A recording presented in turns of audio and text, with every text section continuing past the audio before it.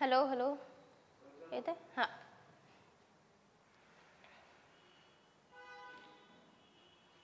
नमस्कार विद्यार्थी मित्रांनो, सर्वांना गुड मॉर्निंग. मी श्रुती प्रमोदराव भोयर तुम्हा सर्वांचं स्वागत करते फिनिक्स अकॅडमी वर्धावरती. तर आपण मागचं जे लेक्चर घेतलं ते घेतलं प्रयोगवरती. आज आपण काय घेणार आहोत? मराठीचा सर्वात महत्त्वाचा चॅप्टर आहे कोणता? समास. प्रयोगही महत्त्वाचा होता, अलंकारही महत्त्वाचा होता TCS IBPS पॅटर्ननी, आणि आता घेणार आहोत आपण समास. तर बघा, लक्ष द्या. सगळ्यात पहिले बघायचं आपल्याला समास म्हणजे काय. बघा, समास म्हणजे काय. एक मिनिट. समास दोन किंवा अधिक शब्दांमध्ये असलेला संबंध ज्या प्रत्ययाद्वारे दाखवला जातो त्या प्रत्ययाचा लोप करून, बघा, त्या प्रत्ययाचा लोप करून जे दोन शब्द एकमेकांना जोडणे म्हणजे समास होय. आता साधी सोपी व्याख्या म्हणजे बघा, किंवा दोन वेगवेगळ्या शब्दांना जोडण्याच्या पद्धतीस समास असे म्हणतात. ठीक आहे. आता सामासिक शब्दामध्ये घेतलं होतं आपण, दोन वेगवेगळे शब्द असतात त्यांना जोडण्याच्या पद्धतीला काय म्हणतो आपण? समास म्हणतो. आता डाळ वांगे, डाळ वेगळी आहे, वांगे वेगळी आहे, पण डाळ वांगे त्याचा एक शब्द तयार झालाय, त्या जोडण्याच्या पद्धतीला काय म्हणतात? तिथे समास म्हणतात. दोन वेगवेगळ्या शब्दांना जोडणाऱ्या पद्धतीस समास असे म्हणतात. खालची व्याख्या वरच्या व्याख्येपेक्षा आपल्याला वाचायला सोपी वाटते. वरची सेमच आहे. दोन किंवा अधिक शब्दांमध्ये असलेला संबंध ज्या प्रत्ययाद्वारे दाखवला जातो त्या प्रत्ययाचा लोप करून, त्या प्रत्ययाचा लोप करून हे दोन शब्द एकमेकांना जोडणे म्हणजे समास होय. ठीक आहे. आता बघा, एक उदाहरण घेऊ आपण. तर राजपुत्र. ठीक आहे, राजपुत्र. ठीक आहे. तर याचा विग्रह करताना, या सामासिक शब्दाचा आपण विग्रह जेव्हा करतो तर विग्रह करताना काय करतो आपण? राजाचा पुत्र, राजाचा पुत्र. ठीक आहे, हा काय झाला? विग्रह झाला. पण याचा आपण एक शब्द तयार केला, सामासिक शब्द एक शब्द तयार केला आहे. तर एक शब्द जेव्हा आपण राजपुत्र तयार केला तेव्हा या विग्रहामधला हा जो चा प्रत्यय आहे हा नाहीसा झाला, म्हणजे नष्ट झाला. ठीक आहे. त्याचा विग्रह करताना राजपुत्राचा आपण विग्रह काय केला? राजाचा पुत्र. ठीक आहे. पण सामासिक शब्द लिहिताना आपण तो जो प्रत्यय लागलेला त्या विग्रहामध्ये, तो जो प्रत्यय लागलाय तो प्रत्यय आपण नष्ट केला, म्हणजे त्या प्रत्ययाचा इथे लोप झालेला आहे. लक्षात आलं? बघा, दोन किंवा अधिक शब्दांमध्ये असलेला संबंध ज्या प्रत्ययाद्वारे दाखविला जातो त्या प्रत्ययाचा लोप करून, झाला तिथे लोप, चाचा लोप झाला, नष्ट झाला तो प्रत्यय, लोप करून हे दोन शब्द एकमेकांना जोडणे. आता मग हा राज होता, हा पुत्र होता, दोन शब्द झाले, त्याच्यापासून काय बनला? राजपुत्र बनला. ठीक आहे. दोन शब्द एकमेकांना जोडणे म्हणजे समास होय. जेव्हा उदाहरण घेतलं आपण, उदाहरण घेतल्यानंतर राजपुत्राचं उदाहरण घेतलं आपण, उदाहरण घेतल्यानंतर ती व्याख्या आपल्याला बरोबर लक्षात आली. ठीक आहे. आणि खालची सोपीच आहे. दोन वेगवेगळ्या शब्दांना जोडणाऱ्या पद्धतीस समास असे म्हणतात. लक्षात आलं? त्यानंतर बघा, आता सामासिक शब्द हे आपण आधीच्या लेक्चर मध्ये सुद्धा घेतलं. सामासिक शब्द काय आहे? दोन वेगवेगळे शब्द जोडून जो एक नवीन शब्द तयार होतो. राजा आणि पुत्र हे दोन वेगवेगळे शब्द झाले आणि त्यापासून एक शब्द तयार झाला, तो कोणता? राजपुत्र. ठीक आहे. राजपुत्र म्हणजे तो शब्द काय झाला? सामासिक शब्द झाला. दोन वेगवेगळे शब्द जोडून जो एक नवीन शब्द तयार होतो त्याला सामासिक शब्द म्हणतात. आता किंवा मध्ये आणखी दुसरी डेफिनेशन बघा. दोन वेगवेगळ्या शब्दांच्या एकत्रीकरणाने जो एक नवीन जोड शब्द तयार होतो त्याला सामासिक शब्द असे म्हणतात. जो एक नवीन जोड शब्द तयार होतो त्याला सामासिक शब्द म्हणतात. आता बघा उदाहरणार्थ मध्ये मामे बहीण, मामाकडून असलेली बहीण. ठीक आहे. मामे बहीण, मामा वेगळं बहीण वेगळं, दोन शब्द आले, दोन शब्द मिळून एक शब्द तयार झालाय, त्याला काय म्हणतो आपण? सामासिक शब्द. मामे बहीण. इथे डाळ वेगळा आहे, कांदा वेगळा आहे, पण एक शब्द तयार कोणता झाला? डाळ कांदा. राजपुत्र आताच बघितला आपण, इथे आई वेगळी बाबा वेगळा आहे, पण आई बाबा मिळून एक शब्द सामासिक शब्द तयार झालेला आहे. नंतर बघा डाळ वांगे, डाळ वेगळा आहे, वांगे वेगळं आहे आणि एक सामासिक शब्द तयार झालाय, कुठला? डाळ वांगे. लक्षात आलं? तर दोन शब्द दोन शब्दांच्या एकत्रीकरणाने जो एक नवीन शब्द तयार होतो त्याला काय म्हणतो आपण? सामासिक शब्द. लक्षात आलं? त्यानंतर बघा, आता विग्रह म्हणजे काय? विग्रह म्हणजे काय? तर सामासिक शब्दाचा विग्रह काय असतो बघा. एखाद्या सामासिक शब्दाची फोड करून, ठीक आहे, एखाद्या सामासिक शब्दाची फोड करून दाखविल्या जाणाऱ्या पद्धतीला विग्रह म्हणतात. लक्षात आलं? आता आपण घेतलं होतं राजपुत्र, त्याची फोड केली, राजपुत्राची आपण फोड केली, काय झाली? राजाचा पुत्र. ठीक आहे. तर राजपुत्राचा विग्रह काय झाला? राजाचा पुत्र. लक्षात आलं? एखाद्या सामासिक शब्दाची फोड करून दाखवल्या जाणाऱ्या पद्धतीला विग्रह म्हणतात, किंवा विग्रह म्हणजे सामासिक शब्दांची कमीत कमी शब्दात केलेली फोड होय, कमीत कमी शब्दात केलेली फोड होय. नंतर बघा आता सामासिक शब्द या साइडने घेतले, हे आहे सामासिक शब्द आणि हे काय आपलं विग्रह आहे, सामासिक शब्दाचा विग्रह. इथे काही उदाहरण घेतले आपण बघा. आता राजपुत्र हा काय झाला, सामासिक शब्द झाला. त्याचा विग्रह करताना कसा केला आपण, राजाचा पुत्र, राजाचा पुत्र. सामासिक शब्द कोणता, राजपुत्र. विग्रह करताना काय केलं, राजाचा पुत्र. त्यानंतर बघा डाळ वांगे, ठीक आहे. डाळ वांगेचा विग्रह कसा करू आपण, डाळ घालून केलेले वांगे म्हणजेच डाळ वांगे. लक्षात आलं. आई बाबा, आई बाबा म्हणजे विग्रह करताना काय म्हणू आपण, आई आणि बाबा, आई आणि बाबा, ठीक आहे. आई किंवा बाबा म्हणू का, नाही, किंवा म्हणजे ते विकल्प मध्ये आलं. काय झालं हे, आई आणि बाबा म्हणजे कशामध्ये आलं, ते हा याचा विग्रह झालाय आई बाबाचा. नंतर बघा साखर आंबा, साखर आंबा म्हणजे साखर घालून केलेला आंबा म्हणजे काय, साखर आंबा, साखर घालून केलेला आंबा. नंतर पोळीपाट, पोळीपाटचा विग्रह कसा करू, पोळीसाठी पाट. पोळीपाटचा विग्रह काय होतो, पोळीसाठी पाट. नंतर बघा सत्यासत्य, सत्यासत्याचे काय होते, सत्य किंवा असत्य. त्याचा विग्रह काय होईल, सत्यासत्याचा सत्य किंवा असत्य, सत्यासत्य, ठीक आहे. त्यानंतर डाळ पोहे, कांदा पोहे, कांदा पोहे म्हणजे काय झालं, कांदा घालून केलेले पोहे म्हणजेच काय, कांदा पोहे. नंतर बघा आमरण, आमरण म्हणजेच काय, त्याचा विग्रह काय होईल, मरेपर्यंत, मरण येईपर्यंत म्हणजेच आमरण. लक्षात आलं. इकडल्या साईडचे सामासिक शब्द होते, तिकडल्या साईडचा त्याचा काय होता, विग्रह होता. लक्षात आलं. नंतर बघा आता ही तुम्हाला क्लिअर झालं असेल, सामासिक शब्द काय, विग्रह काय, त्यानंतर आपलं समास म्हणजे काय, लक्षात आलं एवढं. नंतर बघा समासाची आता वैशिष्ट्ये काय आहे, समासाची वैशिष्ट्ये काय आहे. बघा सामासिक शब्द हा दोन शब्द मिळून तयार होतो. लक्षात आलं ना, आधी बोलताना बोलली सामासिक शब्द हा दोन शब्द मिळून तयार होतो. पहिल्या शब्दाला पहिले पद, पहिल्या शब्दाला पहिले पद व दुसऱ्या शब्दाला दुसरे पद म्हणतात. आता बघा उदाहरणामध्ये घेऊ आपण. सामासिक शब्द हा दोन शब्द मिळून तयार होतो. पहिल्या शब्दाला पहिले पद आणि दुसऱ्या शब्दाला दुसरे पद म्हणतात. आता उदाहरण घेतलं आपण इथे आई बाबा, ठीक आहे. तर आई काय झालं, पहिलं पद झालं. बघा आई काय झालं, पहिलं पद, ठीक आहे. त्याला आपण त्याला पूर्वपद म्हणतो. पहिल्या पदालाच काय म्हणतो आपण, पूर्वपद म्हणतो. आणि बाबा, बाबा काय झालं, दुसरे पद झालं म्हणजे काय, उत्तर पद, ठीक आहे. लक्षात आलं. पहिलं पद काय येईल, आई येईल, दुसरं पद काय येईल, बाबा येईल. प्रत्येक सामासिक शब्दामध्ये पहिलं पद हे म्हणजे जे आहे पहिला शब्द तो पहिले पद येईल आणि जो दुसरा शब्द आहे तो काय दुसरे पद येईल. लक्षात आलं. त्यानंतर बघा आमरण, ठीक आहे. आमरण, आता हा एक शब्द आहे. आमरण मधला आ काय झाला, पहिला पद झाला. आ काय झालं, पहिलं पद झाला आणि मरण काय झालं, दुसरं पद झालं, ठीक आहे. दुसरं पद, पहिला शब्द हा पहिलं पद, दुसरा शब्द हा दुसरे पद. एवढं लक्षात आलं. नंतर बघा सामासिक शब्दाचे लिंग, हे मी आधीच्या पण एका चॅप्टर घेताना मी तुम्हाला सांगितलं होतं सामासिक शब्द काय असते आणि सामासिक शब्दाचे लिंग कसे ओळखायचे. बघा सामासिक शब्दाचे लिंग दुसऱ्या शब्दावरून ठरवतात. हे आधी बोलली होती मी. सामासिक शब्दाच्या दुसऱ्या शब्दावरून त्या शब्दाचं लिंग ठरवल्या जाते. तर बघा उदाहरणार्थमध्ये काय, डाळ वांगे. डाळ वांगे मधलं पहिलं पद काय आहे, डाळ. पहिलं पद काय आहे, डाळ. दुसरं पद काय आहे, वांगे.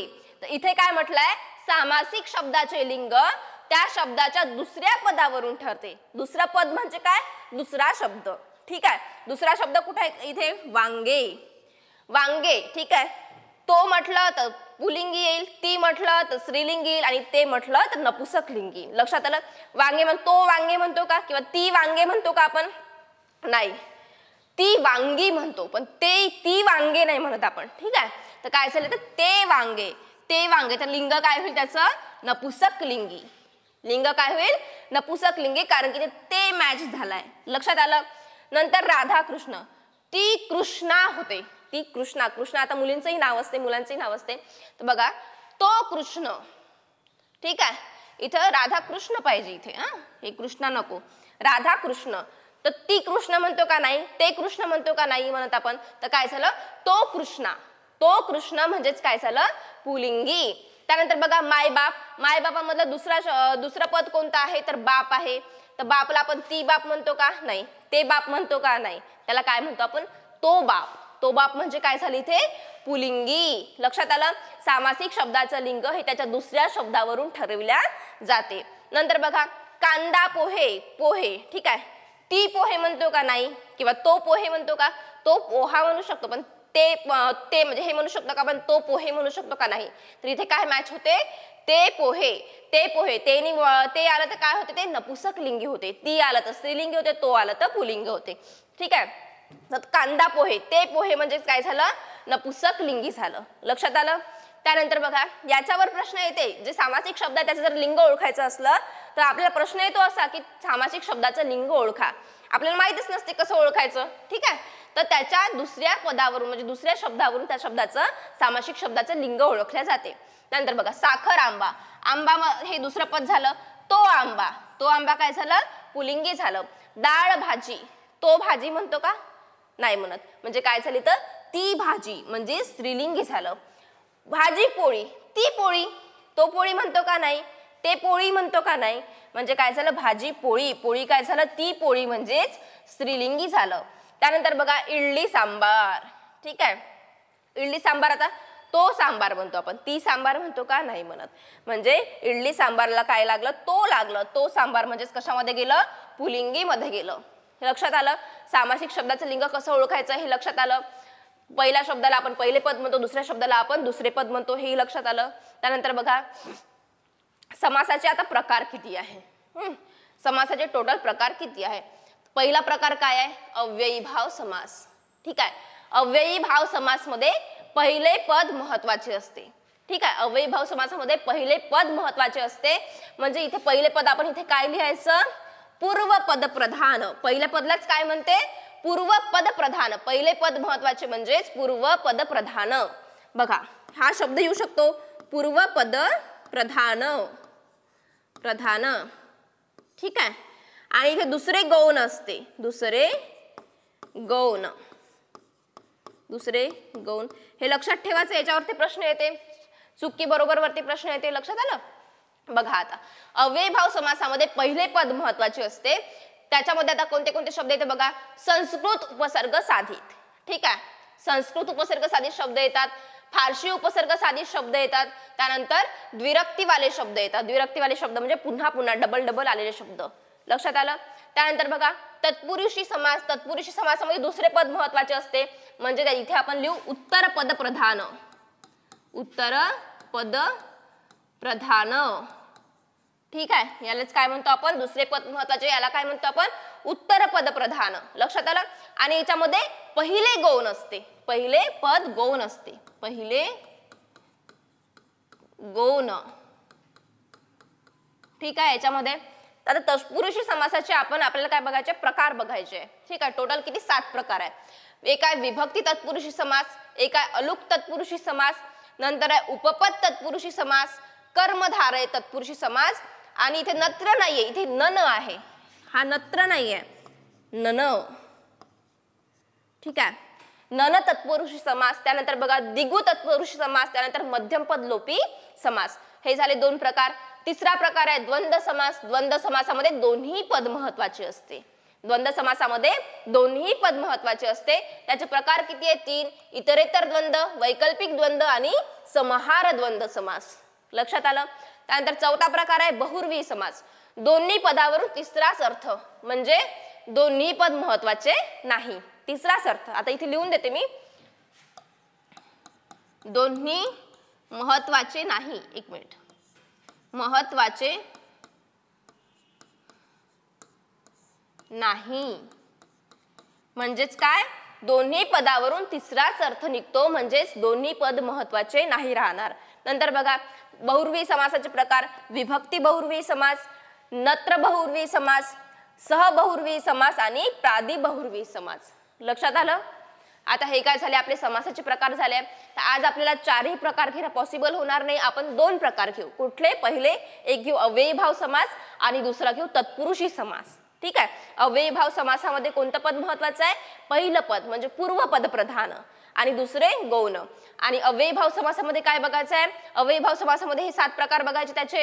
याच्यामध्ये अव्ययीभाव समासामध्ये काय आपलं तत्पुरुषी समासाचे 7 प्रकार बघायचे आहे.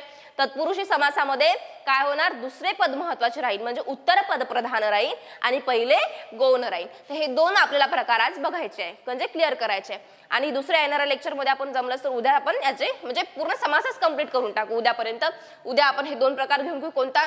द्वंद्व समास आणि बहुव्रीही समास. लक्षात आलं? आता बघू आपण पहिला प्रकार कोणता आहे आपला? अव्ययीभाव समास. बघा, पहिला आहे अव्ययीभाव समास.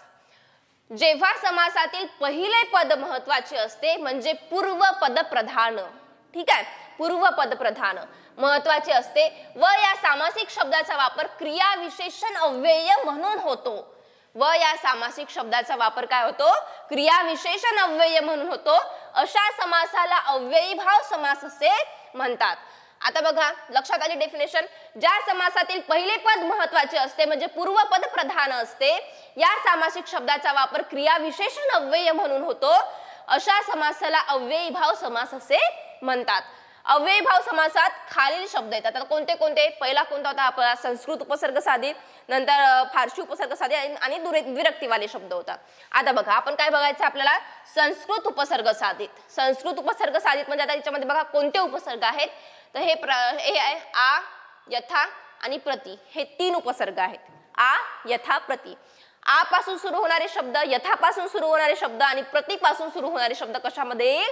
संस्कृत उपसर्ग साधित शब्दामध्ये येईल. लक्षात आलं? बघा आता आ पासून कोणते कोणते शब्द होतात? आमरण, आजीवन, आक्रोश, आजन्म, आवृत्ती, आदर्श, आगमन, आसूड, आकर्ण, आलेख, आकांक्षा, म्हणजे आ पासून सुरू होणारे सर्व शब्द संस्कृत उपसर्ग साधित मध्ये येईल. आणि हा कशाचा प्रकार झाला किंवा कशामध्ये येतो? तर अव्ययीभाव समासामध्ये येते. लक्षात आलं? त्यानंतर यथापासून सुरू होणारे यथाशक्ती, यथा जीवन, यथामती, यथा इच्छा, यथाक्रम, यथा न्याय, यथेच्छ, हे शब्द कशामध्ये? संस्कृत उपसर्ग साधीमध्ये. नंतर बघा प्रति, प्रतिकार, प्रतिदिन, प्रतिबिंब, प्रतिरोध, प्रत्येक, प्रतिक्रिया, प्रतिध्वनी, प्रतिसाद, प्रतिगामी, प्रतिनिधी, प्रतिकृती. आता फक्त एवढं लक्षात ठेवायचं, एवढे शब्द तर आपल्याला येऊनच जाते, ऑप्शन वरून पण आपण जातो. फक्त एवढं लक्षात ठेवायचं की संस्कृत उपसर्ग साधित मध्ये कोणते कोणते उपसर्ग येते? 3 उपसर्ग येते. कोणते? आ, यथा आणि प्रति. ठीक आहे, तुम्हाला हेच लक्षात ठेवावं लागेल. हे 3 उपसर्ग तुम्हाला लक्षात ठेवावं लागेल, त्यावरून तुमचं उत्तर आरामात येऊन जाईल. लक्षात आलं? त्यानंतर बघा, त्यानंतर काय आहे? फारशी उपसर्ग साधित. फारशी उपसर्ग कोणते कोणते आहे? गैर, बे, बिन, हर, दर. ठीक आहे, बघा, गैर, बे, बिन, हर, दर हे कोणते झाले? फारशी उपसर्ग झाले. आता याच्यापासून, या फारशी उपसर्गापासून तयार होणारे शब्द कोणते आहे? गैर पासून बघा, गैरहजर, गैरवापर, गैरवर्तन, गैरसमज, गैरसोय, गैरव्यवहार आणि गैरकायदा. ठीक आहे. बे पासून कोणते? बेशुद्ध, बेकायदा, बेजबाबदार. इथे बेजबाबदार, हा, बेशिस्त, इथे बेशिस्त पाहिजे. बेशरम, बेरोजगार, बेकारी, बेहिशोब, बेईमान, बेकाम, बेभान, बेधडक, बेमालूम, बेलाशक. ठीक आहे. त्यानंतर बिन पासून कोणते आहेत? बिन पासून कोणते आहे? बिनडोक, बिनधास्त, बिनपगारी, बिनचूक, बिनशर्त, बिनफुकट. ठीक आहे. बिनबोभाट, बिनकामी आणि बिनडोक. ठीक आहे. बे पासून, बिन पासून, गैर पासून. त्यानंतर बघा हर पासून, हर रोज. हर पासून सुरुवात होणारे शब्द कोणते? हर रोज, हर दिन, हर एक, हर साल, हर हमेश. ठीक आहे. त्यानंतर बघा दर पासून कोणते सुरुवात होते? दररोज, दर साल, दर शेकडा, दरवार, दरवर्षी, दरवेळी, दरडोई आणि दरमजल. म्हणजे फारशी उपसर्गामध्ये कोणते शब्द येईल? फारशी उपसर्ग साधित शब्दामध्ये कोणते शब्द येईल? ज्या शब्दाला कोणते उपसर्ग लागू येईल? गैर, बे, बिन आणि हर, दर. हे शब्द जर उपसर्ग असेल तर ते सगळे शब्द कशामध्ये येईल? फारशी उपसर्ग साधित शब्दामध्ये. लक्षात आलं? याच्यामध्ये काय होतं? संस्कृत मध्ये आ, यथा, प्रति. ठीक आहे. उपसर्ग कोणते होते? आ, यथा, प्रति. आणि फारशी मध्ये कोणते आहे? गैर, बे, बिन, हर, दर. लक्षात आलं? त्यानंतर आपल्याला काय बघायचं आहे? द्विरक्तीवाले शब्द. ठीक आहे. द्विरक्तीवाले शब्द म्हणजे मी बोलताना आधी बोलली पुन्हा पुन्हा डबल येणारे शब्द. आता कोणते कोणते रिपीट झालेले? आपोआप, क्षणोक्षणी, मालामाल, टकाटक, दारोदार, गल्लोगल्ली, पाठोपाठ, टप टप, चिव चिव, फटाफट, गावोगाव, मधोमध, मानसो मानशी, जन्मोजन्मी. ठीक आहे, द्विरक्तीवाले शब्द म्हणजे कोणालाही लक्षात येईल, इझिली उत्तर येऊ जाईल कोणाचं? पुन्हा पुन्हा रिपिटेशन झालेले शब्द, रिपीट झालेले शब्द हे कशामध्ये येईल? द्विरक्तीवाले शब्दामध्ये येईल. लक्षात आलं? अव्ययीभाव समासामध्ये संस्कृत उपसर्ग साधित, फारशी उपसर्ग साधित आणि द्विरक्तीवाले शब्द. संस्कृतमध्ये कोणते उपसर्ग येईल? आ, यथा, प्रति या उपसर्गापासून सुरू होणारे शब्द कशामध्ये येईल? संस्कृत उपसर्ग साधित मध्ये येईल. फारशी उपसर्ग साधित मध्ये कोणते उपसर्ग येईल? गैर, बे, बिन, हर, दर या उपसर्गापासून जर सुरुवात असेल, त्या शब्दाची सुरुवात असेल तर ते शब्द कशामध्ये येईल? फारशी उपसर्ग साधित मध्ये येईल. आणि नंतर कोणते पाहिले आपण? द्विरक्तीवाले शब्द, पुन्हा पुन्हा रिपिटेशन झालेले शब्द ते कशामध्ये येईल? द्विरक्तीवाले शब्दामध्ये येईल. लक्षात आलं? आता बघायचं आपल्याला तत्पुरुषी समास. ठीक आहे, समासाचा दुसरा प्रकार कोणता? तत्पुरुषी समास. बघा, ज्या समासात दुसरे पद महत्वाचे म्हणजेच उत्तर पद प्रधान, उत्तर पद प्रधान आणि याच्यामध्ये काय होईल? पहिले गौण राहील, पहिले गौण. ठीक आहे, बघा तत्पुरुषी समास, ज्या समासात दुसरे पद महत्वाचे म्हणजे उत्तर पद प्रधान राहील व त्याच्या विग्रहामधील मधातील पद, विग्रहामधील मधातील पद गाळले असता जो सामासिक शब्द तयार होतो त्याला तत्पुरुषी समास असे म्हणतात. इथे काय होईल? मधातील पद गाळल्या जाईल. लक्षात आलं? ज्या समासात दुसरे पद महत्वाचे म्हणजे उत्तर पद प्रधान, हे शब्द लक्षात ठेवा, त्याच्यासाठीच लिहून देते मी. उत्तर पद प्रधान असते व त्याच्या विग्रहामधील मधातील पद गाळले असता जो सामासिक शब्द तयार होतो त्याला तत्पुरुषी समास असे म्हणतात. आता बघा, तत्पुरुषी समासाचे एकूण किती प्रकार आहे? 7 प्रकार आहे. ठीक आहे, टोटल किती प्रकार आहे तत्पुरुष समासाचे? 7 प्रकार आहे. आता बघा तत्पुरुषी समास आता कोणते कोणते प्रकार आहे आपल्याला ते बघायचं आहे. पहिला प्रकार आहे विभक्ती तत्पुरुषी समास. पहिला प्रकार कोणता? विभक्ती तत्पुरुषी समास. त्यानंतर आहे आपला अलुक तत्पुरुषी समास, नंतर आहे उपपद तत्पुरुषी समास, कर्मधारे तत्पुरुषी समास, त्यानंतर नन तत्पुरुषी समास. इथे हे द्या पाहिजे नन, चुकी ते नत्र झालाय आणि त्याला वाचताना नत्र वाचायचंही नाही, ते त्र नाहीये, नन आहे. ठीक आहे, नन तत्पुरुषी समास. त्यानंतर कोणता आहे? द्विगु तत्पुरुषी समास. त्यानंतर आहे मध्यम पदलोपी समास. हे किती आहे? तत्पुरुषी समासाचे 7 प्रकार आहे. लक्षात आलं? आता आपल्याला बघायचं आहे विभक्ती तत्पुरुषी समास. ठीक आहे, तर विभक्ती तत्पुरुषी समास काय आहे? बघा, विभक्ती तत्पुरुषी समास ज्या सामासिक शब्दाचा विग्रह केल्यानंतर पहिल्या पदाला विभक्ती प्रत्यय, पहिलं पद, पहिला शब्द त्यालाच काय म्हणतो? पहिलं पद, दुसरा शब्द दुसरं पद. ज्या सामासिक शब्दाचा विग्रह केल्यानंतर पहिल्या पदाला विभक्ती प्रत्यय किंवा शब्दयोगी अव्यय लागून येत असेल तर त्या समासाला विभक्ती तत्पुरुषी समास असे म्हणतात. तर त्या समासाला विभक्ती तत्पुरुषी समास असे म्हणतात. आता इकडे काय दिलाय? सामासिक शब्द, तिकडे दिलाय त्याचा विग्रह. आता बघा, उदाहरणार्थ घेतले आपण राजपुत्र, राजाचा पुत्र, चा लोप झालाय, चा या प्रत्ययाचा लोप झालाय, म्हणजे उदाहरण कशात झालं? ते विभक्ती तत्पुरुषी समासाचं. त्यानंतर पोळीपाठ, पोळीसाठी पाठ, पोळीसाठी पाठ. साठी कशामध्ये येते? चतुर्थी मध्ये येते, चतुर्थी, चतुर्थी मध्ये येते. ठीक आहे, साठी. बाकी तर तुम्हाला माहितच आहे साठी. आणि हे जे तिल आहे ना, तिल कशामध्ये? सप्तमी मध्ये येते, सप्तमी. ठीक आहे, इथेच मुलं कन्फ्युज होते. साठी कशामध्ये येते? चतुर्थी मध्ये येते. तिल कशामध्ये येते? सप्तमी मध्ये येते. बघा, पोळीपाठ, पोळीसाठी पाठ, साठीचा लोप झाला इथे. गाय रान, गायीसाठी रान, साठीचा लोप झालाय. म्हणजे हे कशाचे उदाहरण झालंय? विभक्ती तत्पुरुषी समासाचे. व्याख्या बघून घ्या. ज्या सामासिक शब्दाचा विग्रह केल्यानंतर पहिल्या पदाला, ठीक आहे, पहिल्या पदाला प्रत्यय किंवा शब्दयोगी अव्यय लागून येत असेल तर त्याला आपण काय म्हणतो? विभक्ती तत्पुरुषी समास असे म्हणतो. आता इथे मी विग्रह केलं होतं. ठीक आहे, चा, साठी, हे इथे साठी, हे विग्रह केले होते म्हणून हे झाले होते. पण सामासिक शब्द करताना काय होते? या शब्दाचा इथे लोप होतो, म्हणजे हे नाहीसे होते. ठीक आहे, काय होते, नाहीसे होते. पण त्याचा विग्रह करताना कसा करायचा, एक मिनिट, विग्रह करताना कसा करायचा, राजपुत्राचा राजाचा पुत्र, पोळी पाठ, पोळीसाठी पाठ. इथे काय झालंय, पहिल्या शब्दाला प्रत्यय लागून आलाय बघा. राजा पहिल्या शब्दाला प्रत्यय आला, पोळी, पोळीसाठी पहिल्या शब्दाला प्रत्यय लागून आलाय, म्हणजे ते काय झालं, विभक्ती तत्पुरुषी समास. जर पहिल्या पदाला प्रत्यय किंवा शब्दयोगी अव्यय लागून येत असेल तर तो प्रकार कशाचा झाला, ते शब्द कशाचा झालाय, विभक्ती तत्पुरुषी समासाचा तो उदाहरण झालाय बघा. गाय रान, गायीसाठी रान पहिल्या शब्दाला लागून आलाय. घर जावाई, घरातील जावाई पहिल्या शब्दाला लागलाय. पान कोंबडा, पाण्यातील कोंबडा. विद्यालय, विद्येचे आलय, आलय म्हणजेच काय होते, घर होते, आलय म्हणजेच घर. कृष्णाश्रित म्हणजे कृष्णाला आश्रित, कृष्ण बघा पहिल्या शब्दाला आलाय प्रत्यय, कृष्णाला आश्रित.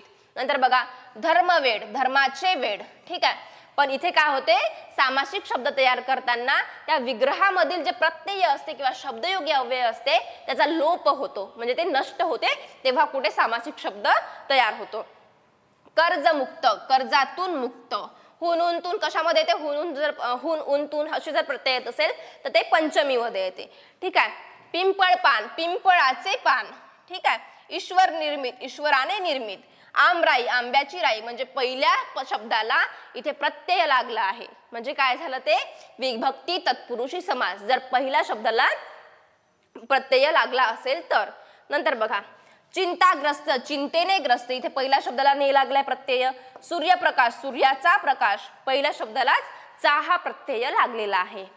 आता डेफिनेशन बघा, ज्या सामासिक शब्दाचा विग्रह केल्यानंतर पहिल्या पदाला विभक्ती प्रत्यय लागून येत असेल किंवा शब्दयोगी अव्यय लागून येत असेल तर त्या समासाला विभक्ती तत्पुरुषी समास असे म्हणतात. लक्षात आलं. नंतर बघा दुसरा, आता हे उदाहरण बघा, मतिमंद, मतीने मंद पहिल्या शब्दाला प्रत्यय लागून आला. लक्ष्मीकांत, लक्ष्मीचा कांत, कांत म्हणजे काय, पती, कांत म्हणजे काय झालं, पती झालं. हे समानार्थी शब्द पण लक्षात ठेवायचे. लक्ष्मीचा इथे चा लागून आलं. जाती भ्रष्ट, जातीने भ्रष्ट पहिल्या शब्दाला म्हणजे पहिल्या पदाला प्रत्यय लागून आलाय. जर पहिल्या पदाला प्रत्यय किंवा शब्दयोगी अव्यय लागून येत असेल तर ते कशाचं उदाहरण झालं, विभक्ती तत्पुरुषी समासाचं. नंतर बघा सेवानिवृत्त, सेवेतून निवृत्त पंचमी मध्ये गेलं ते सेवेतून निवृत्त, पहिल्या पदाला इथे प्रत्यय लागलेला आहे. त्यानंतर बघा गर्भ श्रीमंत, गर्भापासून श्रीमंत, इथे पहिल्या शब्दाला प्रत्यय लागलाय. बाईल वेडा, बाईसाठी वेडा, ठीक आहे. साठी म्हणजे इथे पहिल्या शब्दाला इथे प्रत्यय लागलाय, म्हणजे कशाचं उदाहरण झालं, विभक्ती तत्पुरुषी समासाचं. लक्षात आलं. विभक्तीच्या 8 प्रकारांपैकी 6 प्रकारचे प्रत्यय लावून सामासिक शब्द तयार करता येते. विभक्तीच्या 8 प्रकारांपैकी 6 प्रकारचे प्रत्यय लावून सामासिक शब्द तयार करता येते. विभक्तीचे टोटल प्रकार किती आहे, 8 आहे, पण त्याच्यात 6 प्रकार, ठीक आहे, 6 प्रकारचे प्रत्यय लावून एक म्हणजे सामासिक शब्द तयार करता येते.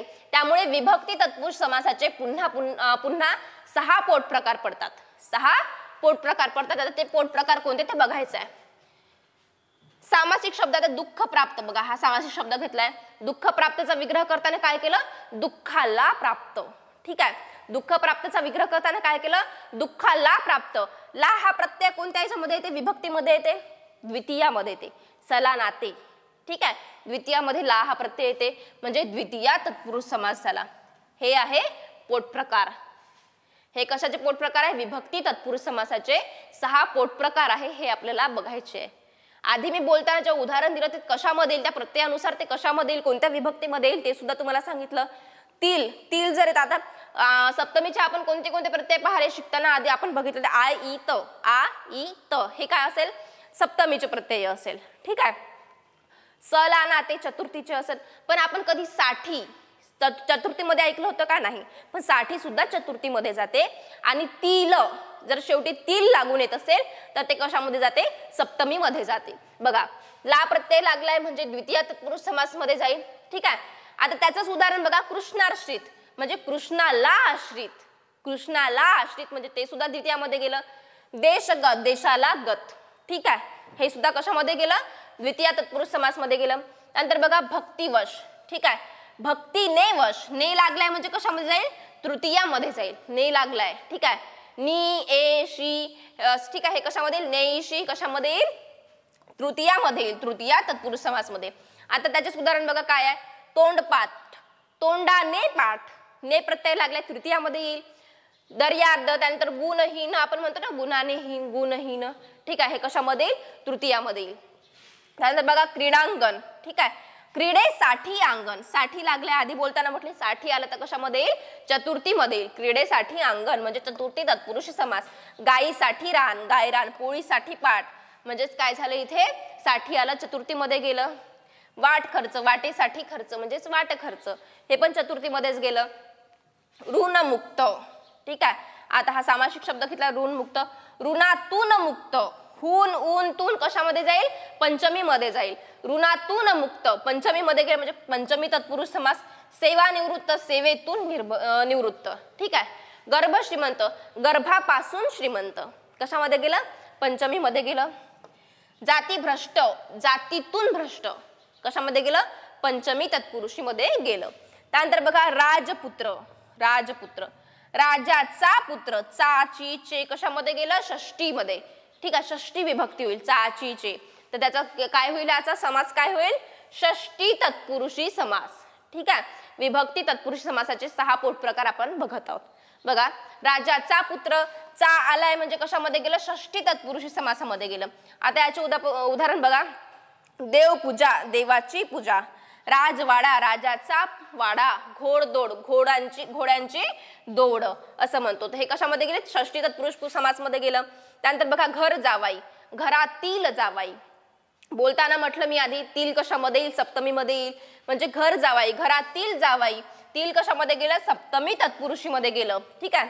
स्वर्गवास, स्वर्गातील वास, ठीक आहे. वनभोजन, पोटशूळ, वनातील भोजन, हे सगळे कशामध्ये गेले? सप्तमी तत्पुरुषी समासामध्ये गेले. तर हे 6 पोट प्रकार कशाचे होते? विभक्ती तत्पुरुषी समासाचे. शिकवताना जेव्हा मी सुरुवात केली होती शिकवताना, तेव्हा जेव्हा आपण सामासिक शब्दाचा विग्रह तयार केला होता, विग्रह बनवला होता, त्या विग्रह बनवताना त्यांना जो प्रत्यय लागला होता, त्या प्रत्ययावरून मी तुम्हाला आधीपासूनच सांगत आली होती की तो प्रत्यय कोणत्या विभक्तीचा आहे. साठी आणि तील हे 2 प्रत्यय मी तुम्हाला आधीच सांगितलं. साठी चतुर्थीमध्ये येईल, तील सप्तमीमध्ये येईल, ठीक आहे. सलाना ते द्वितीयामध्ये येईल. नि ये शी हे जे शब्द आहेत ते तृतीयामध्ये येईल. सलाना ते पुन्हा दुसरं चतुर्थीमध्ये येईल. त्यामध्ये साठी ऍड करा. हून, ऊन, तून, पासून हे शब्द कशामध्ये येईल? पंचमीमध्ये येईल. आ, इ, त, तील हे शब्द कशामध्ये येईल? सप्तमीमध्ये येईल, ठीक आहे. लक्षात आलं? हे 6 पोट प्रकार समजले. त्यानंतर बघा अलुक तत्पुरुषी समास.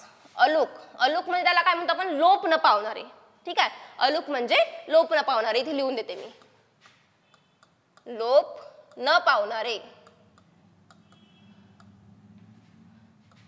पावणारे, ठीक आहे. अलुक तत्पुरुषी समास म्हणजे लोप न पावणारे, ठीक आहे.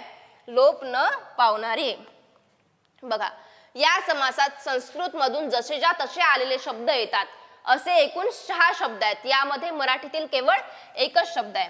संस्कृत मधले किती? 6 शब्द आहे. मराठीतला 1 शब्द आहे. बघा संस्कृत मधील शब्द कोणता आहे?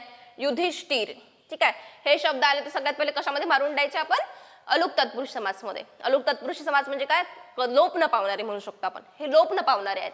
संस्कृत मधील शब्द युधिष्ठिर, अग्रेसर, संस्कृत मधून किती घेतले आपण? 6 आहे आपले. युधिष्ठिर, अग्रेसर, पंकेरुह, सरसीज, ठीक आहे. कर्तरी प्रयोग आणि कर्मणी प्रयोग. लक्षात आलं? त्यानंतर मराठीतून एकच शब्द आलाय, तो कोणता आहे? तोंडी लावणे. मराठीतून आलेला जो एक शब्द आहे तो कोणता आहे? तोंडी लावणे. नंतर बघा 1 मिनिट इथे लिहिते मी. आता बघा समासाचे आणखी काही उदाहरण आहे ह्याच्यामध्ये. या समासाचे बघा खिसे कापू, खिसे कापू आहे. खिसे कापू, खिसे कापू. त्यानंतर आहे दीनानाथ. 1 मिनिट. दीनानाथ, ठीक आहे. त्यानंतर आहे पहारेकरी. या समासाचे आणखी हे उदाहरण आहे खिसे कापू, दीनानाथ, पहारेकरी हे शब्द जरी आले ते कशामध्ये लिहायचे? अलुक तत्पुरुषी समासामध्ये. लक्षात आलं? अलुक तत्पुरुषी समास म्हणजे काय?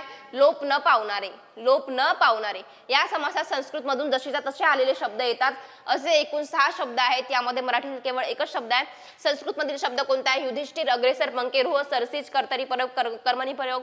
मराठीतून एकच शब्द आलेला आहे तो म्हणजे तोंडी लावणे. आणि आणखी जर काही उदाहरणे असतील त्याच्या आपण खिसे कापू, दीनानाथ, पहारेकरी हे शब्द घेऊ शकतो. लक्षात आलं? हे शब्द सुद्धा कशामध्ये येईल? अलुक तत्पुरुषी समासामध्ये येईल. नंतर बघा उपपद तत्पुरुषी समास. लक्षात द्या आता, ज्या समासाचा विग्रह केल्यानंतर त्या समासातील शेवटच्या पदाला, शेवटचं पद म्हणजे काय? दुसरं पद. ठीक आहे, दुसरा शब्द. सामासिक शब्दामधला दुसरा शब्द म्हणजे शेवटचं पद. शेवटच्या पदाला नारा हे प्रत्यय लावून येत असेल तर त्याला उपपद तत्पुरुषी समास किंवा उभय तत्पुरुषी समास, उभय तत्पुरुषी समास असे म्हणतात.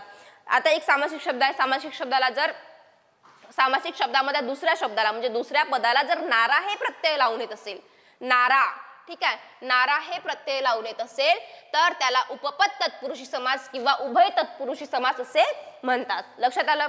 या समासातील दुसरे पद धातू असते व त्याचा विग्रह केल्यानंतर त्याला नारा प्रत्यय येतो. ठीक आहे, विग्रह केल्यानंतर नारा येतो. ठीक आहे, यालाच समासाच्या भाषेत उपपद म्हणतात. यालाच समासाच्या भाषेमध्ये काय म्हणतात? उपपद म्हणतात. हे लक्षात ठेवायचं. या छोट्या छोट्या व्याख्या येतात, विचारतात पेपरला. यालाच समासाच्या भाषेत उपपद म्हणतात.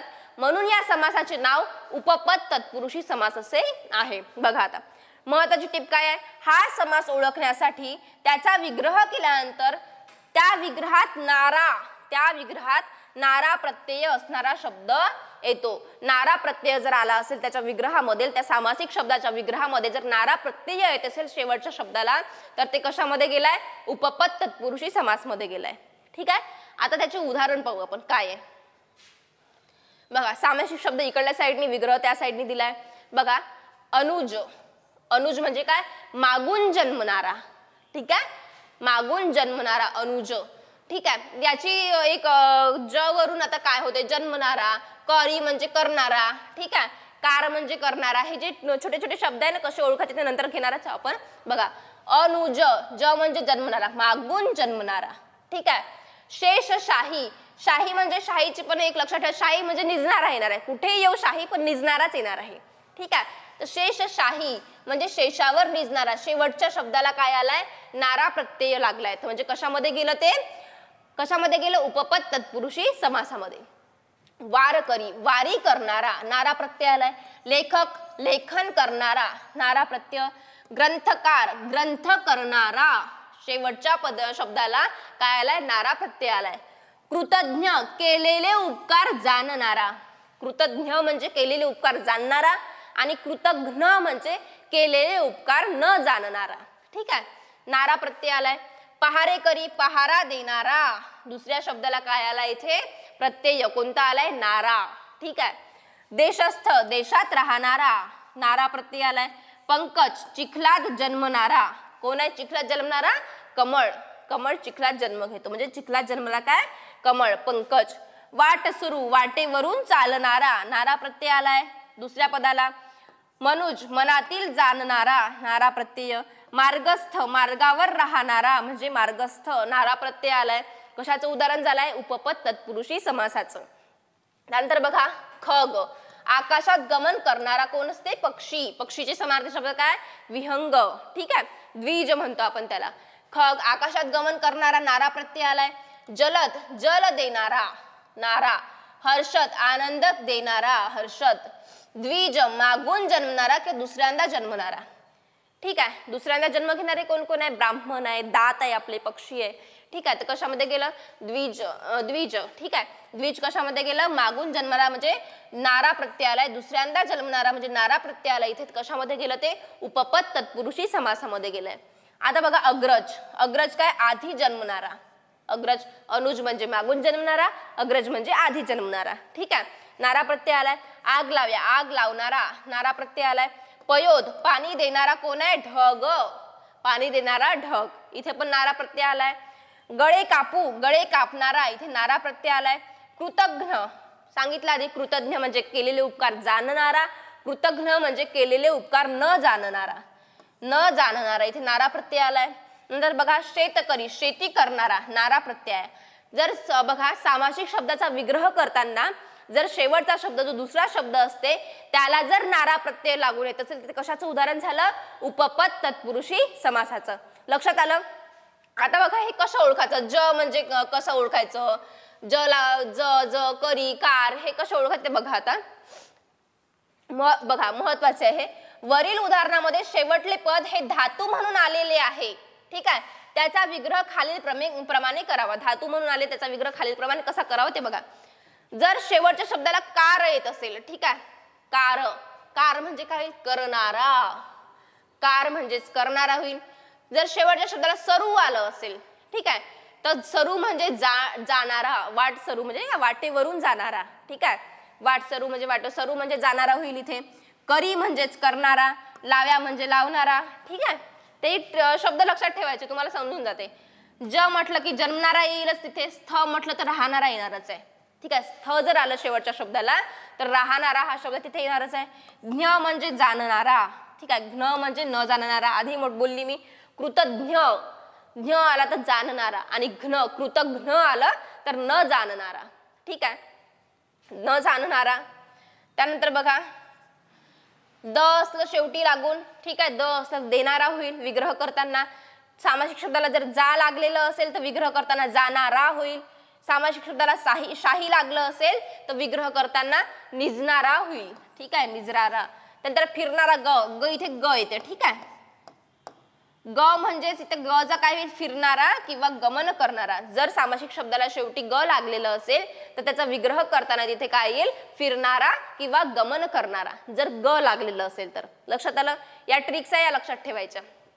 कार करणारा, सरू जाणारा, करी लागलेलं असेल तर करणारा येईल विग्रहामध्ये, लाव्या लागलं असेल सामासिक शब्दाला तर लावणारा येईल विग्रहामध्ये, ज लागलं असेल सामासिक शब्दामध्ये तर विग्रहामध्ये जन्मारा येईल, स्थ असेल तर राहणारा, ज्ञ असेल तर जाणणारा, घ्न असेल तर न जाणणारा, द असेल तर विग्रहामध्ये काय येईल? देणारा. सामासिक शब्दामध्ये जर जा असेल, सामासिक शब्दामध्ये जा असेल तर विग्रहामध्ये काय येईल? जाणारा. सामासिक शब्दामध्ये शाही आलेलं असेल शेवटचा शब्द तर विग्रह करताना निजणारा येईल. ठीक आहे, ग असेल तर फिरणारा किंवा गमन करणारा.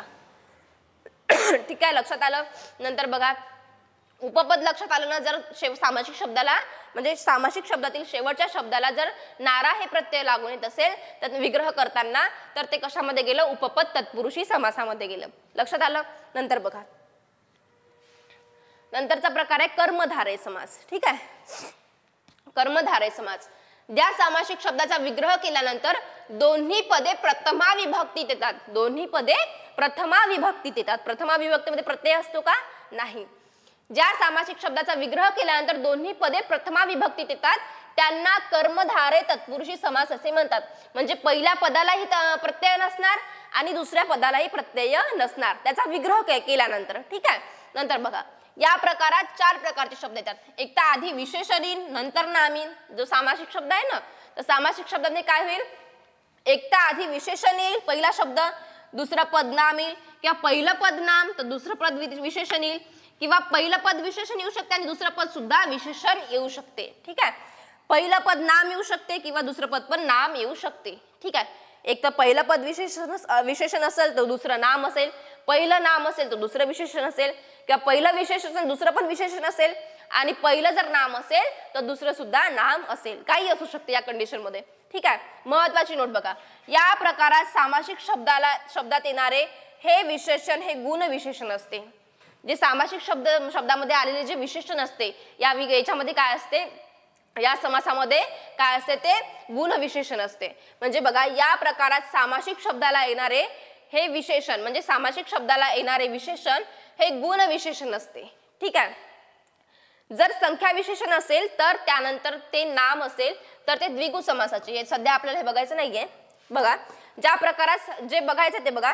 या प्रकारात सामासिक शब्दाला येणारे विशेषण हे गुण विशेषण असते. ठीक आहे, संख्या विशेषण नसणार आहे. इथे काय असणार आहे? गुण विशेषण असणार आहे. आता बघा उदाहरणावरून लवकर लक्षात येईल तुमच्या. सामासिक शब्द आणि विग्रह बघा. नीलकंठ, नीलकंठ, निळा असा कंठ, नीलकंठ निळा असा कंठ. विग्रह करताना दोघांपैकी म्हणजे पहिल्या पदाला किंवा दुसऱ्या पदाला हे आलाय का, प्रत्यय आलाय का, नाही आलाय. म्हणजे दोघांनाही, दोघंही प्रथमा विभक्तीत असतात. प्रथमामध्ये प्रत्यय नसतो. ठीक आहे. म्हणजे इथे काय म्हटलंय, दोघेही प्रथमा विभक्तीत असतात. म्हणजे ते निळाला प्रत्यय आहे का नाही, कंठाला प्रत्यय आहे का नाही. म्हणजे दोन्ही पदाला, दोन्ही शब्दाला इथे प्रत्यय नसतो. म्हणजे ते काय असतात, प्रथमा विभक्तीमध्ये असतात. खडी साखर, खडी सारखी साखर आलाय. ठीक आहे, सारखी आलं, पण खडीला प्रत्यय लागलाय का नाही, साखरला लागलाय का नाही. म्हणजे कशामध्ये गेलं, कर्मधारय समासमध्ये गेलं. ठीक आहे. यशोधन, यश हेच धन, प्रत्यय लागलाय का दोघाला, नाही. भाषांतर, अन्य अशी भाषा, अन्यला पण नाही, भाषाला पण नाही. नरसिंह, सिंहासारखा नर, पण आहे का इथे, नाही. सिंह आणि नर, ठीक आहे, सारखा आलाय नर. कमलनयन, कमलासारखे डोळे. पितांबर, पिवळे असे अंबर, दोघालाही प्रत्यय नाही. लाल भडक, भडक असे लाल, दोघालाही प्रत्यय नाही. काव्यामृत, काव्य हेच अमृत, काव्याला पण प्रत्यय नाही, अमृतलाही प्रत्यय नाही. वेशांतर, अन्य असा वेश, दोघालाही प्रत्यय नाही. नीलकंठ, निळे असे कमळ, सॉरी नीलकमळ, नीलकंठ नाही, नीलकमल, निळे असे कमल. म्हणजे पहिल्या पदाला आणि दुसऱ्या पदाला सुद्धा प्रत्यय इथे लागलेला नाही. कशामध्ये गेलं ते, कर्मधारय समासमध्ये गेलं. घनश्याम, घनासारखा श्याम, घनासारखा आला, पण इथे प्रत्यय आहे का, नाही आहे. प्रत्यय आहे का, नाही आहे. म्हणजे दोन्ही काय असणार, प्रथमा विभक्तीमध्ये असणार. घनासारखा श्याम. महादेव, महान असा देव, दोघालाही प्रत्यय नाही. महाराष्ट्र, महान असे राष्ट्र. वज्रदेह, वज्रासारखा देह. हिरवेगार, हिरवे असे गार. काळा भोर, काळा असा भोर. पुरुषोत्तम, उत्तम असा पुरुष, पुरुषोत्तम, उत्तम असा पुरुष. ठीक आहे. दोघाला प्रत्यय आहे का, नाही. आणि ते कशामध्ये येईल, गुण विशेषण मध्येच येईल, संख्या विशेषणामध्ये येईल का, नाही. रक्तचंदन, रक्तासारखे चंदन. पांढरा शुभ्र, पांढरा असा शुभ्र. चंद्रमुख, चंद्रासारखे मुख. ठीक आहे. प्रत्यय आहे का, तो नाही, प्रत्यय नाहीये. बघा, चंद्रासारखे मुख कशामध्ये गेलं ते, कर्मधारय समासमध्ये गेलं. विद्याधन, विद्या हेच धन. कर्मधारय समासमध्ये काय असते, पहिलं पद म्हणजे पहिला शब्द, दुसरे पद म्हणजे दुसरा शब्द, या दोन्ही शब्दाला काय असते, प्रत्यय नसते. म्हणजे ते दोघेही प्रथमा विभक्तीमध्ये असतात. लक्षात आलं. कोणी म्हणेल हे इथे सारखा लागलाय, सारखी लागले, हे प्रत्यय नाहीये. ठीक आहे, प्रत्यय नाहीये. नंतर बघा, लक्षात आलं. त्यानंतर आपल्याला काय पाहायचंय, द्विगु तत्पुरुषी समास. काय बघायचं आहे, द्विगु तत्पुरुषी समास. ज्या सामासिक शब्दाचे पहिले पद संख्या विशेषण, ठीक आहे, ज्या सामासिक शब्दाचे पहिले पद संख्या विशेषण असते व दुसरे पद नाम असते. पहिलं पद संख्या विशेषण असणार आहे, दुसरं पद नाम असणार आहे, अशा सामासिक शब्दाला द्विगु तत्पुरुषी समास असे म्हणतात. आता कंडिशन काय आहे, पहिले संख्या विशेषण येईल, नंतर नाम येईल. ठीक आहे, आधी संख्या विशेषण मग नाम येईल. द्विगु समासाचं बघा, सामासिक शब्द विग्रह. नवरात्र, नवरात्र, नऊ रात्रींचा समूह. ठीक आहे, नऊ काय झालं, संख्या विशेषण झालं. नऊ रात्रींचा समूह संख्या विशेषण मध्ये गेलं. ठीक आहे, रात्र काय झाली, ते नाव झालं. नव झालं संख्या विशेषण, रात्र झालं नाम. नवरात्र, नऊ रात्रींचा समूह. पंधरवाडा, पंधरवडा. ठीक आहे, आधी विशेषण आलंय पंधर, संख्या विशेषण, नंतर काय आलं, वाडा म्हणजे नाम आलंय. पंधरवडा म्हणजे 15 दिवसांचा समूह.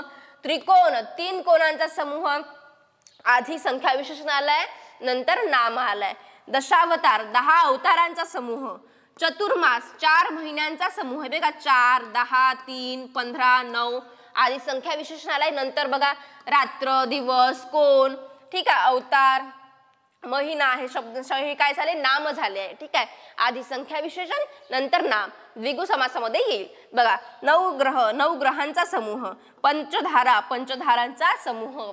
चौरस्ता, 4 रस्त्यांचा समूह. 12 भाई, 12 भावांचा समूह. 56 भोग, 56 प्रकारच्या पदार्थांचा समूह. पंचवटी, 5 वडांचा समूह. त्रिभुवन, 3 भुवनांचा समूह. पंचारती, 5 आरत्यांचा समूह. चौकोन, 4 कोणांचा समूह. बघा, आधी काय काय आलंय, 4, 12, 56, 5, 3, 5, 4, हे काय आलंय, संख्या आली. म्हणजे ते कशामध्ये गेलं, संख्या विशेषण. ठीक आहे, रस्ता, भाऊ. ठीक आहे, पदार्थ, वड, भुवन. ठीक आहे, आरत्या, कोण, हे सगळे काय झाले, नाम झाले आहे. म्हणजे द्विगु समासामध्ये काय होईल, आधी संख्या विशेषण येईल, त्याच्यानंतर नाम येईल. लक्षात आलं. ज्या सामासिक शब्दाचे पहिले पद संख्या विशेषण असते व दुसरे पद नाम असते अशा सामासिक शब्दाला द्विगु तत्पुरुषी समास असे म्हणतात. इथे पण बघा 9 पण 5 हे संख्या विशेषण झालं, ग्रह नाम झालं, धारा सुद्धा नाम झालं. आधी संख्या विशेषण असणार आणि नंतर नाम असणार. कशामध्ये जाईल ते सगळे उदाहरण द्विगु तत्पुरुषी समासामध्ये जाईल. नंतर बघा नन तत्पुरुषी समास. एक मिनिट बघा नन तत्पुरुषी समास, नत्र नाही वाचा त्याला, नन तत्पुरुषी समास. ज्या तत्पुरुषी समासातील पहिले पद नकारार्थी असते, पहिले पद नकारार्थी असणार अशा समासाला नत्र तत्पुरुषी समास असे म्हणतात. आता नकारार्थी म्हटलं तर कोणते शब्द यायला पाहिजे? अन, न, ना, बे, गैर, नी. ठीक आहे, तर हे शब्द यायला पाहिजे. म्हणजे नकार. ज्या तत्पुरुषी समासातील पहिले पद नकारार्थी असते अशा समासाला नत्र तत्पुरुषी समास असे म्हणतात. आता पहिलं पद इथे काय? नी. निरोगी, रोगी नाही. निरोगी म्हणजे रोगी नाही.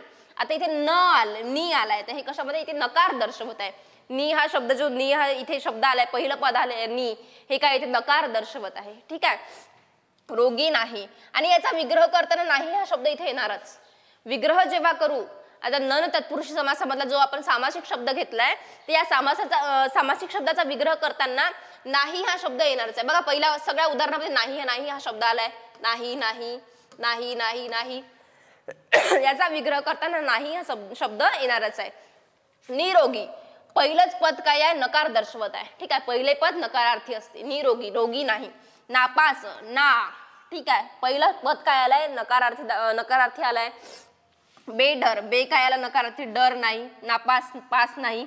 अनपेक्षित, अपेक्षित नाही. आला इथे अन काय इथे नकार दर्शवत आहे. ठीक आहे, गैरहजर, गैर आला इथे, आलाय इथे, नी आला इथे, आलाय. बघा गैरहजर, हजर नाही. अन्याय, न्याय नाही. निष्कलंक, कलंक नाही. अथांग, थांग नाही. आणि विग्रह करताना इथे काय नाही हा शब्द येणारच आहे. ठीक आहे, नन तत्पुरुषी समासाचं जे उदाहरण असते, जो सामासिक शब्द असते, त्याचा विग्रह करताना तिथे नाही हा शब्द येणारच आहे.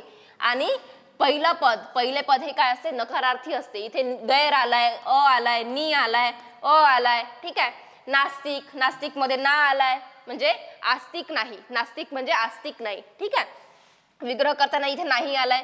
असत्य म्हणजे सत्य नाही, इथे आलाय. अनाथ, इथे आलाय म्हणजे नाथ नाही, ज्याला नाथ नाही. ठीक आहे, तर तो काय झाला? अनाथ झाला. तर इथे काय असणार? पहिलं पद हे नकारार्थी असणार आणि त्याचा विग्रह केल्यानंतर तिथे विग्रहामध्ये कोणता शब्द येईल? नाही. नाही हा शब्द येईल. तर तो विग्रहामध्ये आल्यानंतर तो कशामध्ये गेला? तो शब्द कशामध्ये गेला? नन तत्पुरुषी समासामध्ये गेला. नन तत्पुरुषी समासाची ओळखच ही आहे की या समासातील पहिले पद नकारार्थी असते. आणि दुसरं एक सांगते की विग्रह करताना विग्रह करताना आपण ज्या सामासिक शब्दाचा विग्रह करतो त्याचा विग्रह करताना तिथे नाही हा शब्द येईलच. ठीक आहे, या समासात अन, न, ना, बे, गैर, नी हे उपसर्ग साधित शब्द असेल तर ते सर्व सामासिक नन तत्पुरुषी समासात येतात. नन तत्पुरुषी समासामध्ये येतात. महत्वाची टिप काय? हा समास ओळखण्यासाठी त्याच्या विग्रहामध्ये नाही हा शब्द येतो. नाही हा शब्द येतो. लक्षात आलं? म्हणजे कशाचं उदाहरण झालं ते? नन तत्पुरुषी समासाचं. नंतर बघा मध्यम पदलोपी. मध्यम पदलोपी म्हणजे खूप जणांना आवडतो, चांगला प्रकार आहे. मध्यम पदलोपी, ज्या सामासिक शब्दाचा विग्रह केल्यानंतर मधातील काही पदे गाळावी लागतात. ठीक आहे, म्हणजे त्या पदांचा काय? लोप करावा लागतो. ज्या सामासिक शब्दाचा विग्रह केल्यानंतर मधातील काही पदे गाळावी लागतात म्हणजे लोप करावा लागतो व त्यापासून तयार होणाऱ्या सामासिक शब्दाला मध्यम पदलोपी समास असे म्हणतात. त्या विग्रह करताना विग्रहामधले जे मधातले जे पद असते त्या पदाचा लोप करावा लागतो. ठीक आहे, आणि त्या लोप केल्यानंतर त्यापासून जो दुसरा शब्द सामासिक शब्द तयार होतो त्याला काय म्हणतो आपण? मध्यम पद लोपी समास असे म्हणतो. ठीक आहे, आता सामासिक शब्द काय? गुळांबा. गुळांबा आहे, गुळ घालून केलेला आंबा. ठीक आहे, गुळ घालून केलेला आंबा. इथे घालून केलेला याचा आपण काय केलाय? मधातल्या पदाचा लोप केलाय म्हणजे ते नाहीसे केलाय, नष्ट केले. इथून गुळ आंबा काय तयार झालं? गुळ आंबा. गुळ घालून तयार केलेला आंबा म्हणजेच गुळ आंबा. मधातल्या पदाचा आपण काय इथे केलाय? लोप केलाय. कांदा पोहे, कांदा घालून केलेले पोहे, घालून केलेले पोहे याचा लोप केला, काय झालं कांदा पोहे. साखर भात, साखर घालून केलेला भात, साखर भात. ठीक आहे, कशामध्ये गेलं मध्यमपद लोपी समासामध्ये. काय म्हटलं इथे, ज्या सामासिक शब्दाचा विग्रह केल्यानंतर मधातील काही पदे गाळावी लागतात म्हणजे लोप करावी लागतात व त्यापासून तयार होणाऱ्या सामासिक शब्दाला मध्यमपद लोपी समास असे म्हणतात. डाळ वांगे, डाळ घालून केलेले वांगे हे नष्ट करायचं इथलं, म्हणजे काय राहिलं डाळ आणि वांगे म्हणजे डाळ वांगे. नात सून, नाता कडून असलेली, कडून असलेली हे काढून टाकायचं, मधातलं पद काढून टाकायचं म्हणजे काय नात सून. बालमित्र, बालपणापासूनचा मित्र म्हणजेच बालमित्र, मधातलं पद गाळून टाकायचं, लोप करायचं म्हणजे बालमित्र. कशामध्ये जाईल मध्यमपद लोपीमध्ये जाईल. मामे बहीण, मामे बहीण मामाकडून असलेली बहीण. ठीक आहे, कडून असलेली याचा लोप करायचा. भोजन भाऊ, भोजनापुरता भाऊ हे नष्ट करायचं म्हणजे भोजन भाऊ झालं. आत्ते भाऊ, आत्याकडून असलेला भाऊ, कडून असलेला याचा लोप करायचा, काय झाली ते आत्ते भाऊ झालं. पुरणपोळी, पुरण घालून केलेली पोळी. घोडेस्वार, घोडेस्वार म्हणजे घोड्यावर असलेला स्वार. सोले भात, सोले घालून केलेला भात. ते जे मधातले पद असते यांचा लोप करावा लागतो, मधातल्या पदांचा लोप करावा लागतो आणि त्यापासून एक जो सामासिक शब्द तयार होतो त्याला काय म्हणतो आपण मध्यमपद लोपी समास. सोले आणि भात त्याच्यापासून काय झालं सोले भात म्हणजे ह्या कशामध्ये गेला हे उदाहरण मध्यमपद लोपी समासामध्ये हे उदाहरण गेलं. लक्षात आलं. ज्या सामासिक शब्दाचा विग्रह केल्यानंतर मधातील काही पदे गाळावी लागतात म्हणजे लोप करावी लागतात त्यापासून तयार होणाऱ्या सामासिक शब्दाला मध्यमपद लोपी समास असे आपण काय म्हणतो असे म्हणतो. आज काय बघितलं होतं आपण पूर्ण टोटल बघा. आज बघितलं आपण समास स्टार्ट केलं. ठीक आहे, एक मिनिट. आज आपण समास स्टार्ट केलं. समास स्टार्ट केल्यानंतर आपण काय बघितलं विग्रह काय असतो. ठीक आहे, सामासिक शब्दाचा विग्रह काय असतो, सामासिक शब्द म्हणजे काय असते, त्यानंतर समास म्हणजे काय आपण हे सगळं बघितलं आहे. त्यानंतर सामासिक शब्दाचा जे लिंग आहे ते कसं ठरवायचं, लिंग कसं ठरवायचं, सामासिक शब्दाचं दुसऱ्या शब्दावरून त्या शब्दाचं लिंग ठरवायचं असते. त्याच्यानंतर समासाचे प्रकार पाहिले, तत्पुरुषी समास आपला अव्ययभाव समास पाहिला. अव्ययभाव समासामध्ये काय असते पहिले पद महत्वाचे असते म्हणजे पूर्वपद प्रधान असते आणि दुसरे गौण असते. ठीक आहे, अव्ययभाव समासाचे आपण किती 3 प्रकारचे शब्द पाहिले. कोणता संस्कृत उपसर्ग साधित, फारशी उपसर्ग साधित आणि विरक्तीवाले शब्द. ठीक आहे, संस्कृत मध्ये कोणते कोणते हे येईल उपसर्ग येईल आ यथा प्रति. लक्षात आलं. फारशी मध्ये काय येईल कोणते उपसर्ग येईल गैर बे बिन हर दर यापासून या उपसर्गापासून तयार होणारे शब्द कशामध्ये फारशी उपसर्ग साधित मध्ये येईल. त्यानंतर आपण पाहिले विरक्तीवाले शब्द, विरक्तीवाले शब्द म्हणजे पुन्हा पुन्हा येणारे शब्द. लक्षात आलं. त्यानंतर आपण पाहिले तत्पुरुषी समास. तत्पुरुषी समासामध्ये त्याचे प्रकार घेतले. नन तत्पुरुषी समास, उपपद तत्पुरुष समास, विभक्ती तत्पुरुष समास, कर्मधारय समास, मध्यमपद लोपी समास हे सगळे कशामध्ये आले तत्पुरुषी समासामध्ये. आपण आज काय कंप्लीट केलं आहे, एक केला अव्ययभाव समास आणि दुसरं केला आपण तत्पुरुषी समास. उद्या आपण जे उरलेले 2 प्रकार आहेत ते 2 प्रकार आपण उद्या कंप्लीट करून टाकू. ठीक आहे, धन्यवाद. आणि मी उद्या जो भाग होणार आहे, उद्या जो आपण समासाचा दुसरा भाग घेणार आहे तो उद्या म्हणजे 27/2/2024 ला मंगळवारी फोनिक्स अकॅडमी वर्धा सरळ सेवा भरती बॅच या YouTube चॅनलवरती लाईव्ह घेण्यात येईल. याचा दुसरा भाग. ठीक आहे, हा पहिला भाग आपण कशावरती घेतलाय फोनिक्स अकॅडमी वर्धा. ठीक आहे, या चॅनलवरती टाकणार आहेत आणि उद्याचा या चॅनलवरती लाईव्ह होणार आहे. YouTube चॅनलवर लाईव्ह होणार आहे कोणता फोनिक्स अकॅडमी वर्धा सरळ सेवा भरती बॅच. लक्षात आलं. तर धन्यवाद. अभ्यास करत राहा. सर्वांना येणाऱ्या परीक्षेसाठी बेस्ट ऑफ लक. धन्यवाद.